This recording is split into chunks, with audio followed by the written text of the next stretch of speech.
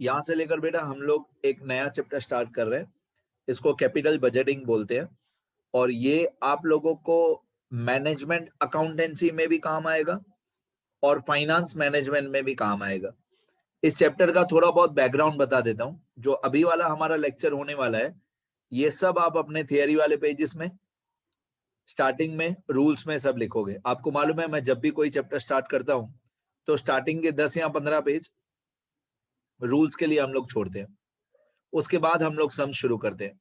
अब ये चैप्टर के जो रूल्स हैं, जो ट्रिक्स या जो बातें मैंने ऑब्जर्व की है सारे क्वेश्चन सॉल्व करने के बाद, वो सारी ट्रिक्स मैंने 5 या 6 पेज में कंप्लीट कर दी। तो मैं ऐसा बोलूंगा कि अगर आप लोग ये मेरी ट्रिक्स या मेरे रूल्स या जो मैंने बातें ऑब्जर्व की है वो लिख लोगे तो बाकी 99% चैप्टर बहुत इजी हो जाएगा। आज वाले लेक्चर में आपको बहुत कम समझ में आएगा, बहुत कम समझ में आएगा। मैं पहले से ही बोल रहा हूं, ये चैप्टर का पहला लेक्चर है, लेकिन मैं पहले ही बोल रहा हूं कि जो मैं इस लेक्चर में बताने वाला हूं वो सिर्फ मैं रीड करते जाऊंगा और आप लोग वीडियो को पॉज करके लिखते जाओगे। जब ये सारे रूल्स मैं नंबर्स के अंदर, अमाउंट्स के अंदर, सम्स के अंदर, न्यूमेरिकल क्वेश्चंस के अंदर मैं ये सारी बातें अप्लाई करूंगा, तब आपको रियलाइज होगा कि सर ने जो ट्रिक्स बनाई है वो बहुत बढ़िया ट्रिक्स बनाई है। तो प्लीज इस लेक्चर से कुछ भी जज मत करना कि अच्छा समझाया कि बुरा समझाया। जब हम लोग का पूरा चैप्टर कंप्लीट हो जाएगा, जब मैं सारे मेथड्स के क्वेश्चन सॉल्व कराऊंगा, तब आपको इन रूल्स का इंपॉर्टेंस पता चलेगा। इस लेक्चर में सिर्फ मैं डिक्टेट करूंगा, थोड़ा बहुत मैं कहीं कहीं पे एक्सप्लेन करूंगा, लेकिन वो काम बहुत आने वाला है। ये चैप्टर का नाम है कैपिटल बजटिंग। मैं थोड़ी बहुत थियरी या इंट्रोडक्शन बता दूं इस चैप्टर का। इस चैप्टर में हमारे पास एक फैक्ट्री है, उस फैक्ट्री में हम लोगों को एक प्लांट या एक मशीनरी नया खरीदना है। तो जो नया प्लांट खरीदना है या नया मशीनरी खरीदना है या एक नया इन्वेस्टमेंट का प्रपोजल आया हमारे पास, कि एक आदमी आया हमारे पास, बोला आप ये मशीन लगवा लो।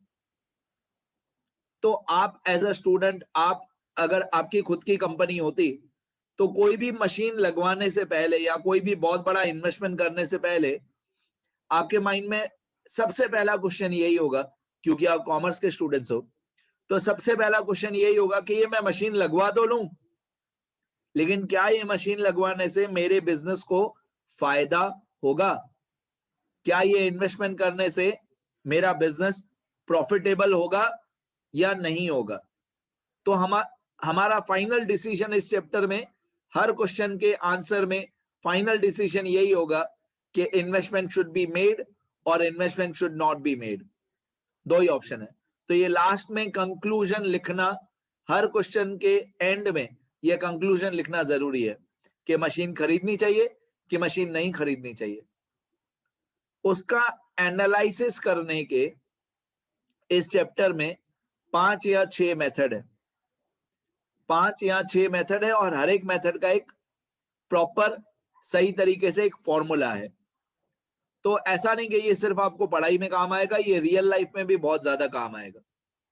ठीक है, अब मैं ज्यादा डिटेल में नहीं जाता हूं, बस इतना मैंने जितना थियरी बताया वो आपके काम का है कि मशीन खरीदनी चाहिए कि नहीं खरीदनी चाहिए, इन्वेस्टमेंट करनी चाहिए कि इन्वेस्टमेंट नहीं करनी चाहिए, वो डिसाइड करने के 5 मेथड है।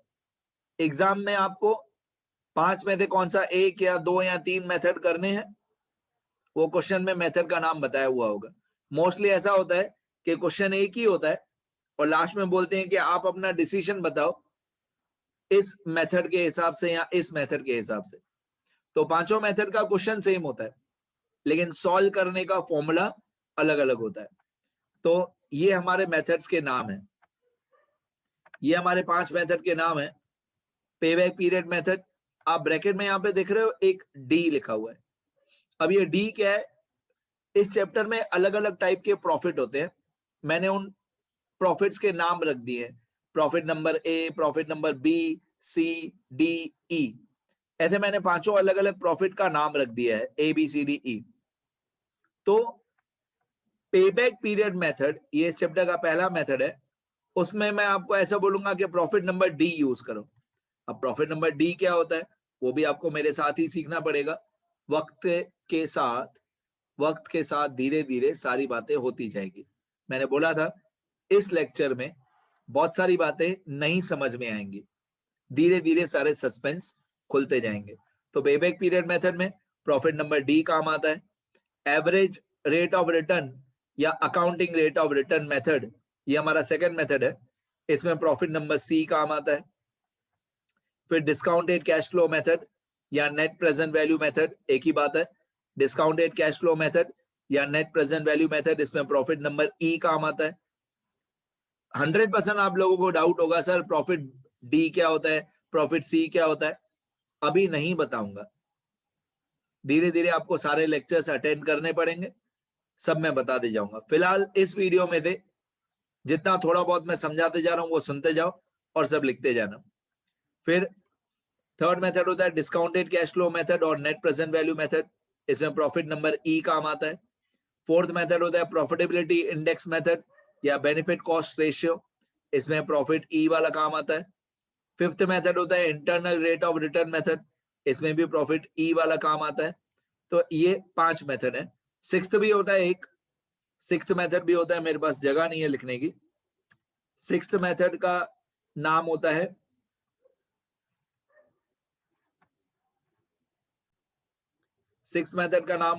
Rate of return on original investment, rate of return on original investment, इसमें प्रॉफिट नंबर सी काम आता है। आपको दिखाई नहीं दे रहा होगा स्क्रीन पे अभी, इसमें प्रॉफिट कौन सा काम आता है, सी वाला, मैं लिख नहीं पा रहा हूं, इसमें प्रॉफिट नंबर सी काम आता है, शायद आपको दिखाई दे, सी लिख देना ब्रैकेट में, प्रॉफिट नंबर सी। तो ये हमारे 6 मेथड के नाम हो गए। आगे अब ये जो स्पेसिमेन ऑफ प्रॉफिट आप लोगों को दिखाई दे रहा है, ये स्पेसिमेन ऑफ प्रॉफिट मैंने वर्टिकली बनाया है, एक एक चीज माइनस प्लस नीचे नीचे लिखा है, लेकिन जब हम लोग प्रैक्टिकल क्वेश्चन सॉल्व करेंगे एक्सरसाइज के, उसमें आपको यही फॉर्मेट हॉरिजॉन्टली बनाना है, मतलब ये सारे नाम जैसे जिस सीक्वेंस में है उसी सीक्वेंस में याद करना है, लेकिन नीचे नीचे नहीं लिखना है, साइड बाय साइड लिखना है, जब हम सम्स करेंगे तब। फिलहाल ये सारे नाम याद करो, ये आपको दिख रहा है यहाँ पे profit number A, profit number B, C, D, E लिखा हुआ है। तो पहले मैंने बताया 6 मेथड के नाम, उनके बाजू में लिखा हुआ था ए बी सी डी ई। अब आपको पता चलेगा ए कौन सा प्रॉफिट होता है, बी कौन सा होता है। सबसे पहले profit before depreciation and tax, ये प्रॉफिट नंबर ए, ये क्वेश्चन में दिया हुआ होता है, profit before depreciation and tax after all other expenses, मतलब हमारे बिजनेस के सारे एक्सपेंसेस माइनस कर देने हैं प्रॉफिट में से, सारे एक्सपेंसेस माइनस करने के बाद का जो प्रॉफिट है, लेकिन डेप्रिसिएशन और टैक्स माइनस करने से पहले का प्रॉफिट, तो profit before depreciation and tax, ये सबसे पहले लिखना है। उसमें से पहले डेप्रिसिएशन माइनस करना है, लेस डेप्रिसिएशन, तो हमारा बी वाला प्रॉफिट आ जाएगा, इसको बोलेंगे profit after depreciation before tax. After मतलब माइनस करने के बाद, आफ्टर डेप्रिसिएशन मतलब डेप्रिसिएशन माइनस हो गया, बिफोर टैक्स, बिफोर मतलब टैक्स माइनस करने से पहले। अकाउंटेंसी में जब भी लिखा हुआ होता है बिफोर मतलब बिफोर डिडक्टिंग, माइनस करने से पहले, और जब भी अकाउंट्स में लिखा हुआ होता है आफ्टर मतलब आफ्टर डिडक्टिंग, माइनस करने के बाद। बिफोर मतलब माइनस करने से पहले, आफ्टर मतलब माइनस करने के बाद। तो डेप्रिसिएशन हमने माइनस कर दिया, लेकिन अभी टैक्स माइनस करना बाकी है, इसको प्रॉफिट बी बोलते हैं, प्रॉफिट नंबर बी। इसके बाद हम टैक्सेस माइनस करेंगे, टैक्सेस मतलब इनकम टैक्स। उसके बाद आएगा profit number C, profit after depreciation and tax, मतलब डेप्रिसिएशन भी माइनस हो गया, टैक्स भी माइनस हो गया, ठीक है। तो सबसे पहले profit before depreciation and tax, उसने माइनस डेप्रिसिएशन, फिर profit after depreciation before tax, उसने माइनस टैक्स, उसके बाद profit after depreciation and tax, उसके बाद ये डेप्रिसिएशन हम लोग ऐड कर देंगे, जो डेप्रिसिएशन पहले माइनस किया था वही डेप्रिसिएशन बाद में प्लस कर देंगे।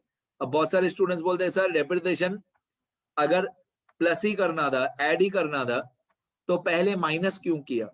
उसका भी बहुत ही अच्छा मैथमेटिकल रीजन है जो मैं अभी नहीं बताऊंगा, जब सम्स करेंगे तब पता चलेगा कि डेप्रिसिएशन पहले माइनस किया फिर प्लस किया, तो बहुत सारे बच्चे बोलते हैं सर माइनस ही क्यों किया जब बाद में प्लस करना था। तो लेकिन इसी तरीके से करेंगे तो ही परफेक्ट आंसर आएगा। थोड़ी बातें सस्पेंस रहने दो। तो पहले डेप्रिसिएशन माइनस, फिर टैक्स माइनस, फिर डेप्रिसिएशन वापस से ऐड कर देंगे। इतना करने के बाद जो प्रॉफिट आएगा उसको बोलते हैं कैश इनफ्लो। डेप्रिसिएशन प्लस करने के बाद जो प्रॉफिट आएगा उसको बोलेंगे कैश इनफ्लो। इसको प्रॉफिट नंबर डी बोलते हैं। फिर एक आपको डिस्काउंट फैक्टर दिया हुआ होगा, डी नंबर प्रॉफिट आ गया, कैश इनफ्लो। फिर क्वेश्चन में एक डिस्काउंट फैक्टर दिया होगा, तो कैश इनफ्लो को मल्टीप्लाई बाय डिस्काउंट फैक्टर कर देंगे। जो हमारा कैश इनफ्लो आया उसको मल्टीप्लाई बाय डिस्काउंट फैक्टर कर देंगे तो प्रेजेंट वैल्यू आ जाएगा। यहाँ पे हमारा प्रेजेंट वैल्यू आ जाएगा। प्रेजेंट वैल्यू को प्रॉफिट नंबर ई बोलते हैं। ठीक है, तो सबसे पहले profit before depreciation and tax, फिर माइनस डेप्रिसिएशन, फिर माइनस टैक्स, फिर ऐड डेप्रिसिएशन, फिर मल्टीप्लाई बाय डिस्काउंट फैक्टर। ये फॉर्मेट के बिना अगर आपने ये फॉर्मेट याद नहीं किया तो इस चैप्टर का एक भी क्वेश्चन सॉल्व नहीं होगा। ये फॉर्मेट सबसे ज्यादा जरूरी है। स्पेसिमेन ऑफ प्रॉफिट कंपलसरी याद करना ही है। जैसा जिस सीक्वेंस में मैंने लिखा है उसी सीक्वेंस में उसी ऑर्डर में, कुछ भी ऊपर नीचे नहीं करना है, ऐसे ही याद करना है। ओके, इसके बाद ये जो सारी ट्रिक्स लिखी हुई है, ये पेबैक पीरियड की ट्रिक लिखी हुई है। अभी समझ में, मैं चौथी पांचवी बार बोल दिया मैंने इसी वीडियो में, अभी कम कम समझ में आएगा।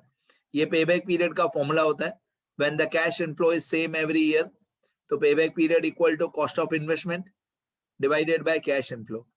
अच्छा, ये जो पॉइंट लिखी हुई है, if the rate of discount is 10%, then discount factor equal to 1 कैलसी पे 1 डिवाइडेड बाय 1.10, फिर इक्वल टू कैलसी पे दबाते जाओगे तो आपके सारे डिस्काउंट फैक्टर आते जाएंगे। ओके, अब बहुत बार ऐसा होता है कि आपको डिस्काउंट फैक्टर्स क्वेश्चन में नहीं दिए होते, तो अगर डिस्काउंट फैक्टर क्वेश्चन में नहीं दिया हुआ है तो ये डिस्काउंट फैक्टर फाइंड आउट करने का मेथड है। अगर डिस्काउंट का परसेंटेज आपको दिया है 10% या रेट ऑफ इंटरेस्ट दिया है 10%, तो आप क्या करोगे, 1 कैलसी पे 1 डिवाइडेड बाय 1.10, फिर इक्वल टू दबाते जाओगे कैलसी पे, तो आपके डिस्काउंट फैक्टर आते जाएंगे। फिर अगर आपका डिस्काउंट फैक्टर है 12%, रेट ऑफ इंटरेस्ट है 12%, तो डिस्काउंट फैक्टर कैसे आएगा, then discount factor equal to 1 divided by 1.12, फिर कैलसी पे इक्वल टू करते जाओगे तो डिस्काउंट फैक्टर आते जाएगा। ठीक है, अब मोस्टली जितने क्वेश्चंस मैंने आज तक देखे हैं उन सब में डिस्काउंट फैक्टर दिया हुआ ही होता है, बट सपोज करो कभी एग्जाम में डिस्काउंट फैक्टर नहीं दिया हो तो ये तरीका है। एक और एग्जांपल मैं ओरली बता देता हूं, मैं लिखूंगा नहीं। अगर डिस्काउंट फैक्टर हो 15%, 15%, 15, तो 1/1.15, 1/1.15, फिर इक्वल टू। अगर डिस्काउंट फैक्टर हो 7%, 7, अगर डिस्काउंट फैक्टर हो 7%, तो 1/1.07, 1/1.07, फिर इक्वल टू कैलसी पे बार बार इक्वल टू दबाते जाएंगे तो हमारा आंसर आते जाएगा। नेक्स्ट, अब ये नेट प्रेजेंट वैल्यू का फॉर्मूला होता है। Net present value equal to total discounted cash flow minus cost of investment. जहां जहां मेरी स्लाइड चेंज हो रही है पीपीटी की, वहां पे आपके थियरी वाले पेजेस में नया पेज आ जाना चाहिए। Conclusion, if total discounted cash flow is more than cost of investment, then machine should be purchased. मैं 5वीं बार बोल रहा हूं, समझ में नहीं आएगा, सिर्फ लिखना। If total discounted cash flow is less than cost of investment, then machine should not be purchased. Sums के साथ बताऊंगा ये इसकी मीनिंग क्या है। इसके बाद profitability index equal to total discounted cash flow divided by cost of investment. Note, if the profitability index is more than 1, then machine should be purchased. Then machine should be purchased. Second point, if the profitability index is less than 1, then the machine should less than 1 में should not be purchased आएगा, यहाँ पे not आएगा, ठीक है. If the profitability index is more than 1, then machine should be purchased. Or if the profitability index is less than 1, then the machine should not be purchased. Okay. अब next slide. Next है हमारा ये average rate of return या accounting rate of return. इसमें 3 steps होते हैं. पहला step होता है एवरेज प्रॉफिट. तो total profit of n years, total profit of n years divided by n. अब यहाँ पे c क्यों लिखा हुआ है? c इसलिए लिखा हुआ है कि आपको प्रॉफिट नंबर c लेना है. यहाँ पे मान लो 5 ईयर्स का प्रॉफिट दिया हुआ है, तो total profit of 5 years divided by 5. इसके बाद एवरेज इन्वेस्टमेंट का फॉर्मूला, मैं सिर्फ रीड कर रहा हूं, ये मेरे रूल्स में मैंने सब लिख के रखा है, ठीक है. समझाऊंगा सम्स के साथ. Step 2, average investment equal to cost of investment plus scrap value divided by 2. उसके बाद average rate of return equal to average profit, ये सी वाला. यहाँ पे profit after depreciation and tax, PADT, मतलब profit after depreciation and tax. तो average rate of return equal to average profit multiply by 100 upon average investment. Simple भाषा में बताऊं तो स्टेप 1 का आंसर यहाँ पे स्टेप 3 में न्यूमरेटर में आएगा. स्टेप 2 का आंसर यहाँ पे स्टेप 3 में डिनोमिनेटर में आएगा. मतलब step 1 multiply by 100 divided by step 2. तो इसको बोलते हैं एवरेज रेट ऑफ रिटर्न या अकाउंटिंग रेट ऑफ रिटर्न. मैं एक बार फिर से रीड करता हूं. Average profit equal to total profit of n years upon n. Average investment equal to cost of investment plus scrap value divided by 2. Average rate of return equal to average profit multiply by 100 upon average investment. मतलब step 1 का answer multiply by 100 divided by step 2 का answer. चलो आगे. ये scrap value, ये तो मैं ऐसा बोलूंगा कि लास्ट के जो 2 स्लाइड्स हैं इसको बनाने में मैंने कम से कम 10-15 क्वेश्चन सॉल्व करके देखे होंगे, तब मैं जाके इन पॉइंट्स पे पहुंचा होऊंगा. ये जो हमारा टॉपिक है स्क्रैप वैल्यू, जिस क्वेश्चन में स्क्रैप वैल्यू दिया हुआ होता है उस क्वेश्चन में स्क्रैप वैल्यू 2 जगहों पर काम आता है. एक डेप्रिसिएशन का फॉर्मूला, ये डी मतलब डी फॉर डेप्रिसिएशन, तो d equal to c minus S upon n. ये 11th स्टैंडर्ड में डेप्रिसिएशन चैप्टर में किया था. SLM मतलब आप सबको मालूम है straight line method. Straight line method में डेप्रिसिएशन की अमाउंट हर साल सेम होती है. तो depreciation equal to cost price minus scrap value divided by number of years of estimated life. Depreciation equal to cost price minus scrap value divided by number of years of useful life. तो ये जो scrap value है एक depreciation निकालने में काम आता है, ये S मतलब स्क्रैप वैल्यू. दूसरा स्क्रैप वैल्यू अगर आपको क्वेश्चन में दिया हुआ है तो लास्ट ईयर के D नंबर प्रॉफिट में ऐड करना है, ठीक है. अब समझ में नहीं आएगा ये क्या लिखा हुआ है, क्यों लिखा हुआ है, सम्स में बताऊंगा. फिलहाल इतना याद करो कि अगर इस चैप्टर में स्क्रैप वैल्यू दिया हुआ हो तो वो 2 जगह पे काम आता है. एक डेप्रिसिएशन निकालने में, दूसरा लास्ट ईयर के डी नंबर प्रॉफिट में ऐड कर देना है, ठीक है.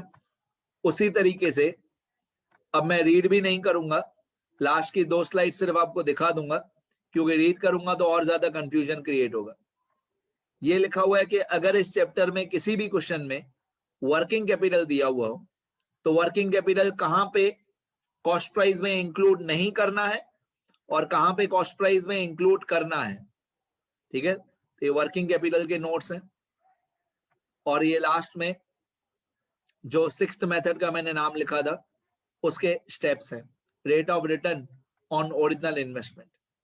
तो step 1 average profit equal to total profit of n years upon n. Step 2 original investment equal to cost of investment. Step 3, return on original investment equal to average investment, यहाँ पे multiply by 100 होगा। Average investment multiply by 100 upon cost of investment. Average investment multiply by 100 upon cost of investment. तो ये आपके 6th method के steps हो गए सारे। ये 6th मेथड, एक ये वाला स्लाइड और एक ये वाला स्लाइड, ये वाला स्क्रैप वैल्यू वाला और ये वर्किंग कैपिटल, ये बहुत काम आएगा। और इस चैप्टर की सबसे टिपिकल पॉइंट्स इन 2 स्लाइड्स में, एक ये और एक ये। अब मैं स्टार्टिंग से सारा एक बार स्क्रॉल कर देता हूं।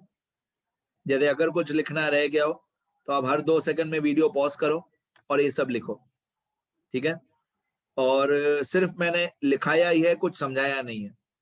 सम्स करेंगे तब ज्यादा मजा आएगा।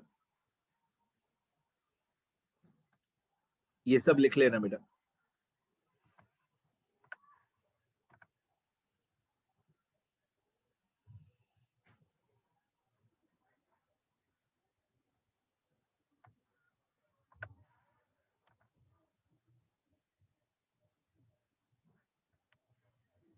ठीक है बेटा, लिख लेना अच्छी तरह।